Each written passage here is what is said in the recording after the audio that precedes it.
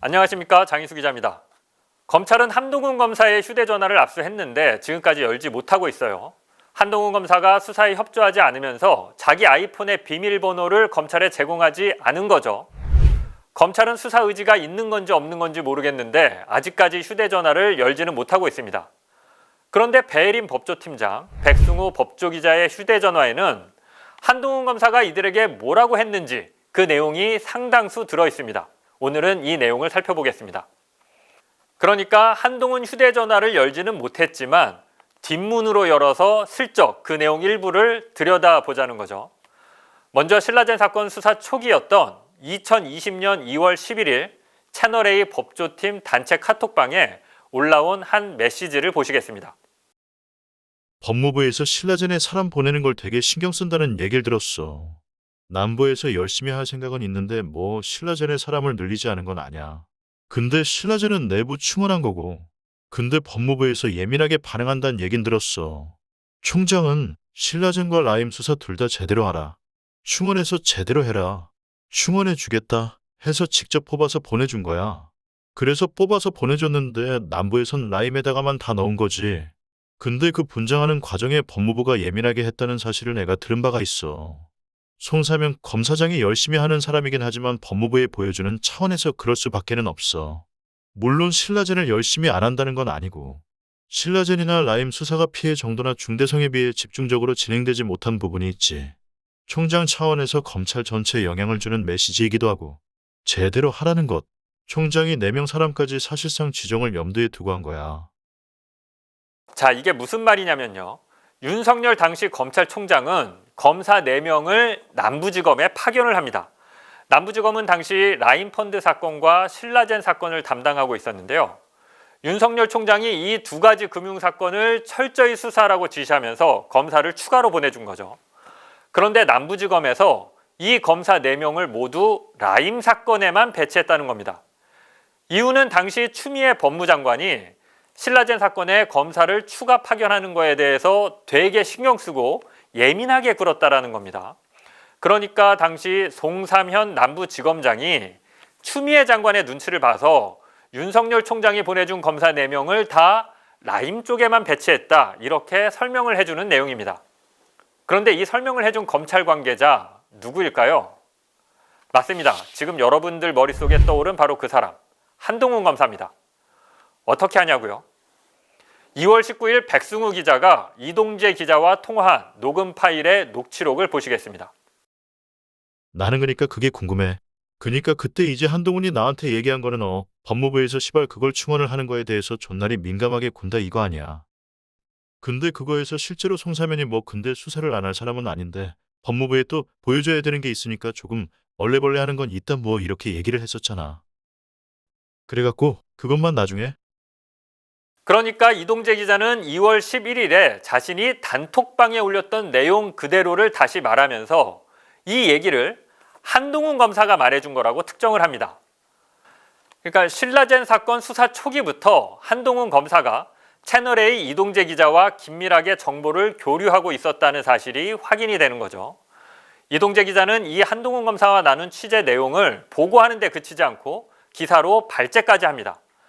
채널A 법조팀 단톡방에 올린 이동재 기자의 카톡 내용 계속 보시겠습니다. 신라젠 인원 분장 관련 법무부 겐세이 얘기는 내일 발제로 올려보겠습니다. 이렇게 기사로 발제를 하겠다고 먼저 보고를 하고요. 잠시 뒤에 실제로 정식으로 발제를 합니다. 윤석열 검찰총장은 최근 신라젠 라임 자산운용 사건을 다루는 남부지검의 검사 충원을 지시. 신라젠과 라임 수사 둘 다 충원해서 제대로 하라며 지시. 파견 검사 4명을 염두에 두고 사실상 직접 지명한 것으로 알려져. 하지만 충원된 검사 4명은 신라젠 수사팀 대신 라임 자산운용팀에 전원 배치돼. 복수의 검찰 관계자 등에 따르면 법무부가 신라젠 수사팀의 파견 검사를 증원하는 것에 대해 부정적으로 반응한 것으로 알려져. 이에 라임 수사팀에 전원 배치됐다는 것. 유시민 전 장관 등 정권 인사가 연루됐다는 의혹을 받는 만큼 신라젠 수사를 견제하는 것 아니냐는 지적. 자, 한동훈 검사가 이동재 기자한테 현안을 설명해주면서 방향을 정해주죠. 그러면 이동재 기자는 그 방향 그대로 기사로 발제하는 과정이 적나라하게 드러납니다. 이 발제는 실제로 기사화하지는 않은 것으로 보입니다. 하지만 한 검사와 보수 언론이 어떻게 유착해서 기사를 쓰고 여론을 만들어 가는지 검언 유착의 단면이 그대로 드러나 있습니다. 계속해서 2월 10일 채널A 법조팀 단톡방에 올라온 취재 보고 내용을 보시겠습니다. 검찰 신라젠 대장자 관련 접촉 포인트. 이철 일가. 손 XX 아내 EX 아들, 양 XX 며느리. 등기상 소유자로 적힌 곳은 양주 소재 아파트 4곳 ENG 촬영 모두 완료. 현재 경기도 양주시 고음로 117-725동 755의 실거주 가능성 높아. 경기도 양주시 고음로 117-725동 155는 펜트하우스로 현재 인테리어 공사 중.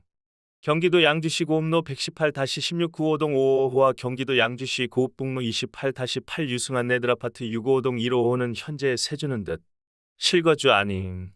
양 XX 번호 010-87 의정부시 소재 학원 수학 교사. 신 XX 이철 최측근 2015에서 2016년 VIK 사장 직무대행 남부구 취소 수감 중. 위례 자연의 내미한 이편한 세상 555동 1555호. 판교 붓돌마을 455동 1555호. 두 곳 모두 현재 거주의 X. 위례에서 지난해 2월 이사한 이후 현재 소재 불특정. 징역 6년 선고받은 상태. 상황 복잡해지면 임열 가능성 있음.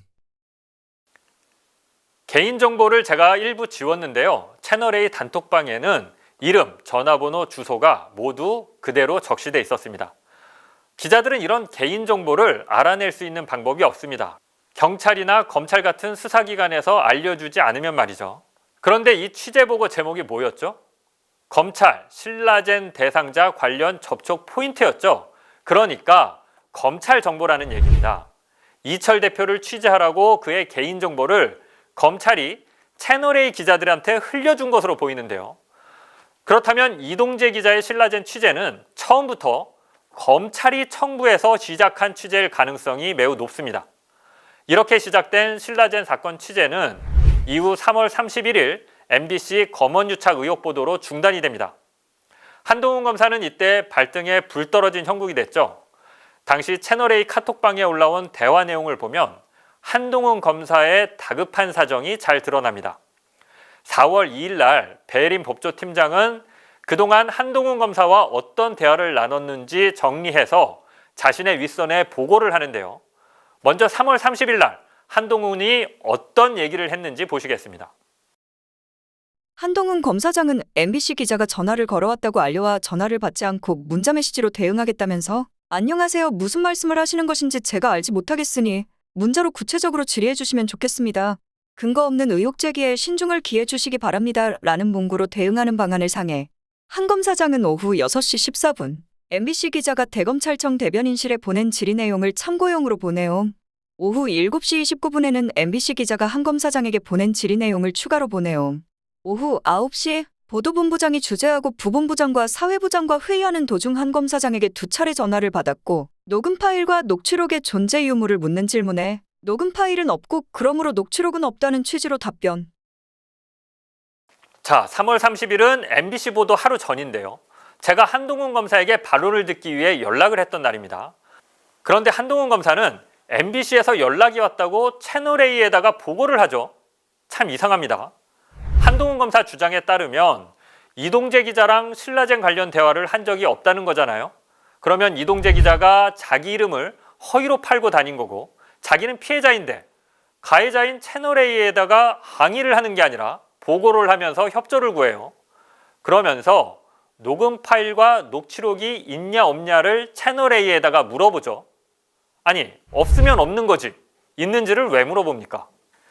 계속해서 3월 31일에 한동훈 검사가 배혜림 팀장과 나눈 얘기를 보실게요. MBC 보도 전까지 10차례 넘게 통화. 한 검사장은 오전 통화에서 MBC의 녹취록은 있을 수 없다. 녹취록이 있다면 달라. 목소리를 확인하지 않고 보도할 경우 부득이 법적 대응할 수밖에 없다는 취지로 대응하겠다고 알려와. 한 검사장은 오후 통화에서 채널A가 MBC의 녹취록은 없다는 사실을 분명히 확인해줘야 한다는 취지로 여러 차례 요청. 저는 한 검사장에게 녹취록이 없는 것은 사실이지만 MBC 보도 전 입장을 밝히는 것이 쉽지 않다. 보도 내용을 확인한 뒤 녹취록은 존재하지 않는다는 내용으로 대응할 것이라고 말해.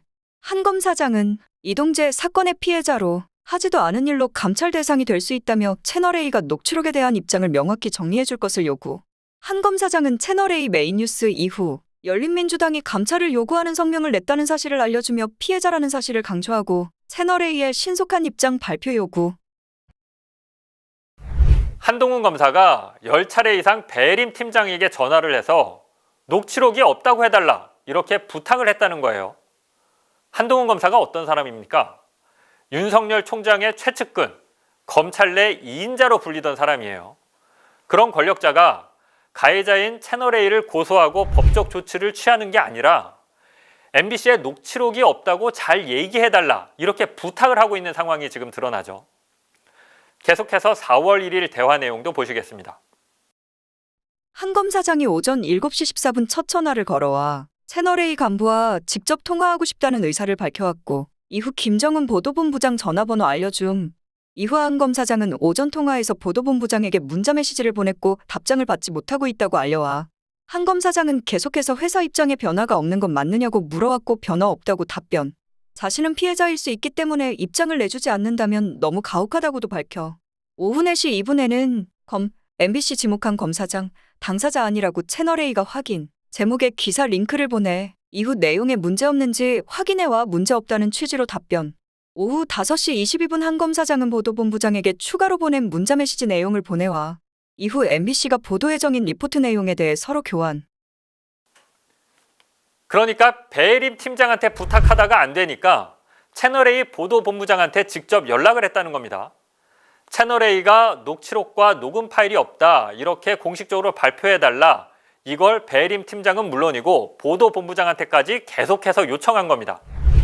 아니 가해자는 채널A인데 가해자랑 결탁해서 일일이 보고하고 협조를 구하고 또 이를 폭로한 MBC에는 신라젠 관련 얘기는 한 적 없다고 거짓말을 하다가 이후에 들통이 나고 오늘은 여기까지 하고요. 다음 시간에는 한동훈이 신라젠 사건 말고 여러 가지 현안에 대해서 얘기를 하는데요. 그중에는 최근 이슈가 되고 있는 신천지 관련 얘기도 들어 있습니다. 궁금하시죠? 다음 시간에는 이 소식을 전해드리겠습니다.